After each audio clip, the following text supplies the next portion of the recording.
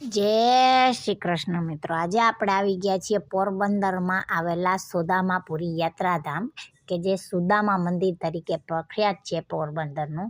તો આજે આપણે એ મંદિરે આપણે આવી ગયા છીએ. તો મિત્રો આજે હું તમને મંદિરના દર્શન કરાવીશ ને સાથે સાથે મારી પાસે જે કંઈ પણ માહિતી છે એ પણ જણાવીશ.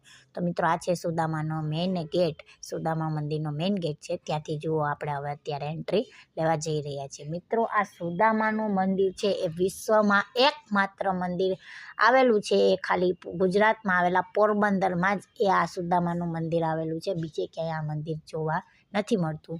સુદામાજીનું મંદિર બીજે ક્યાંય નથી, એટલા માટે આ વિશ્વમાં એકમાત્ર મંદિર છે કે જે ગુજરાતના પોરબંદર જિલ્લામાં આવેલું છે. તો એ આપણા માટે પણ ખૂબ જ ગર્વની વાત છે અને બસ બહુ જ સારી વાત છે કે જે સુદામાજીનું મંદિર અહીં આવેલું છે. તો મિત્રો આજે હું તમને એ મંદિરના દર્શન કરાવીશ. જુઓ અત્યારે આપણે અંદર મંદિરની અંદર ગેટની અંદર આપણે એન્ટ્રી લઈ લીધી છે અને આ અહીંયા ગાર્ડન આવેલો છે, નાનો એવું ગાર્ડન છે મિત્રો. અને આ આપણું મેઇન મંદિર છે, એ તમને ધજાના પણ સાથે સાથે દર્શન થાય છે મિત્રો. અને આ અત્યારે એનું ગાર્ડન કે જે ત્યાં સરસ મજાની નાના નાના ઝાડવા અને બધું વાવેલું છે, એટલે સરસ મજાનું ગાર્ડન બની ગયું છે.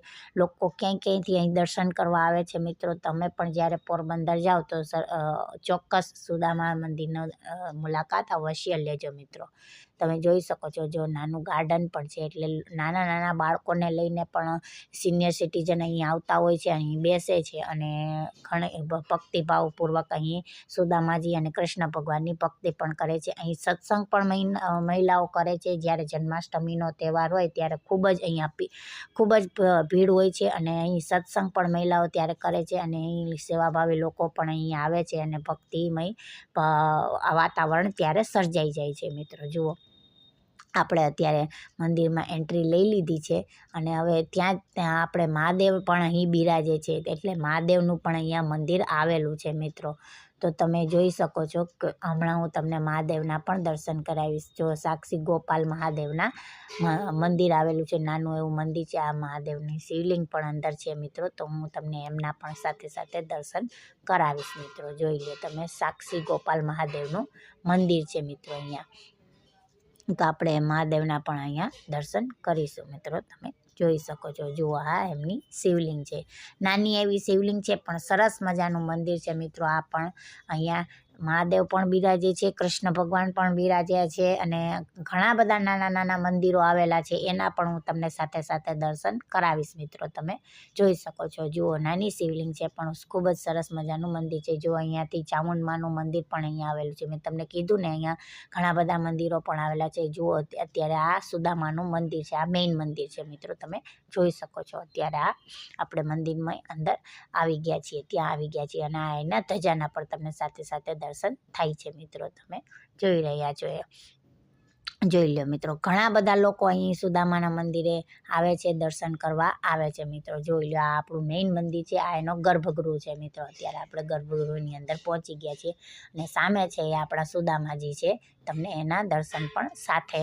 સાથે થશે મિત્રો. તમે કૃષ્ણ સુદામાના ત્યાં મામાદેવ પણ સાથે સાથે બિરાજે છે. તો મિત્રો આપણે મામાદેવના પણ સાથે સાથે દર્શન કરી લઈએ. જોઈ લો આ મામાદેવનો વડલો છે અને ત્યાં મામાદેવ પણ અહીંયા બિરાજે છે, એમની પણ અહીંયા મૂર્તિ છે મિત્રો. તમે જોઈ શકો છો મિત્રો.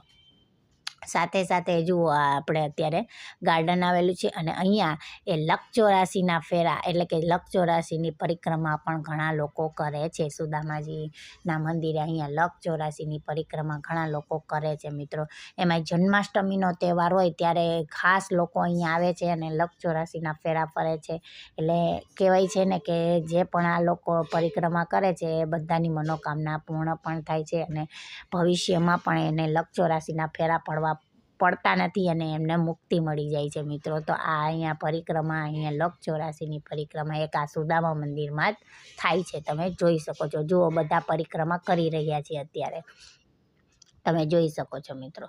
નાના નાના છોકરાઓને પણ આ પરિક્રમા કરવાની ખૂબ જ મજા આવે છે. તમે જોઈ રહ્યા છો એ બધા પરિક્રમા કરી રહ્યા છે, કારણ કે બધાને ખૂબ જ મજા આવે છે આ પરિક્રમા કરવાની, એટલે એ કરતા હોય છે મિત્રો. જોઈ લો તમે જોઈ શકો છો.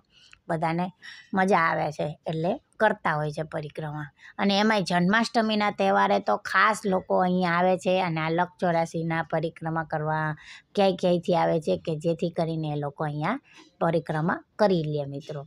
અને મંદિરમાં પણ ભક્તિભાવપૂર્વક સત્સંગ કરે છે, સાથે સાથે બેસે છે અને અહીં ઘણી બધી ભક્તિ કરે છે. અને કૃષ્ણ ભગવાનનો જન્મદિવસ હોય એટલે અહીંયા ભીડ તો રહેવાની જ, એટલે તે દિવસે ખૂબ જ ભીડ હોય છે મિત્રો. આ અહીંયા સુદામાજીનો કુંડ આવેલો છે. આ અહીં સુદામાજીની કુંડનો તમને દર્શન પણ થશે મિત્રો. અહીંયા તમને દેખાશે મિત્રો, તમે જોઈ શકો છો. જો આ સુદામાજીનો કુંડ છે, આ એના તમને દર્શન થઈ રહ્યા છે મિત્રો, જોઈ લ્યો.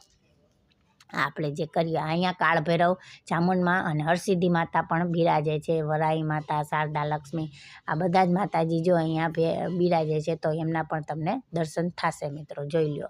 અને આ સરસ મજાનું એવું ગાર્ડન આવેલું છે, એ ગાર્ડન પણ તમને દેખાશે. જુઓ કેટલા બધા સિનિયર સિટીઝન બેઠા છે, નાના નાના બાળકો પણ રમી રહ્યા છે. સાથે સાથે કબૂતરને ઘણા લોકો અહીં ચણ નાખવા પણ આવે છે, એટલે એટલા માટે પણ ઘણા લોકો અહીંયા આવે છે અને ઘણાયનો ટાઈમ પાસ થઈ જાય છે. અને આ છે એનું મેઇન પાર્કિંગ. અહીંયા 4 વ્હીલ 2 વ્હીલ બધા પાર્ક થઈ શકે છે અને પછી આપણે અહીંયા અંદર દર્શન કરવા જઈ શકીએ છીએ. તો મિત્રો ફરીથી મળીશું આપણા નવા વિડીયો સાથે. મારો જો વિડીયો પસંદ આવ્યો હોય તો જરૂરથી લાઇક, શેર અને કમેન્ટ જરૂરથી કરજો અને સબસ્ક્રાઈબ પણ જરૂરથી કરી દેજો મિત્રો. ફરીથી મળીશું નવા વિડીયો સાથે. ત્યાં સુધી સૌને જય શ્રી કૃષ્ણ. આવજો, ટાટા, બાય બાય અને હર હર મહાદેવ હર મિત્રો.